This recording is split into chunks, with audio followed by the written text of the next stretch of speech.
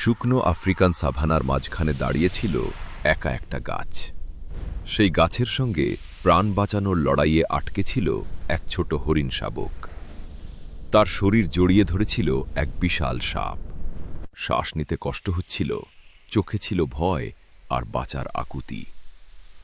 হরিণটা যতই ছটফট করুক, সাপের পাক আরও শক্ত হচ্ছিল। ঠিক তখনই মাটিতে কাঁপন উঠল।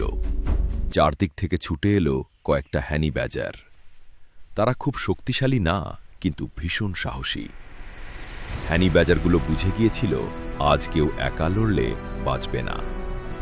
তারা একসাথে সাপের দিকে ঝাঁপিয়ে পড়ল। কেউ সাপের দেহ কামড়াচ্ছে, কেউ মনোযোগ সরাচ্ছে। ধুলা উঠছে, শব্দে ভরে গেছে জঙ্গল। এই সুযোগে হরিণটা শেষ শক্তি দিয়ে নিজেকে ছাড়িয়ে নিল। গাছ থেকে লাফ দিয়ে দূরে সরে গেল সে। কিছু দূরে দাঁড়িয়ে ফিরে তাকালো, আজ সে বেঁচে গেছে অন্যদের সাহসের জন্য। হ্যানি ব্যাজাররা ধীরে ধীরে সরে গেল। তারা জানত জঙ্গল মানেই লড়াই, কিন্তু একসাথে থাকলে বাঁচার সম্ভাবনা বেশি।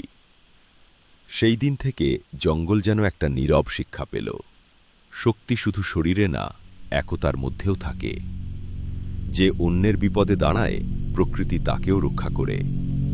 হরিণটা আজও বেঁচে আছে, আর সেই গাছটা সাক্ষী হয়ে রয়ে গেছে এক অসম সাহসিকতার গল্পের।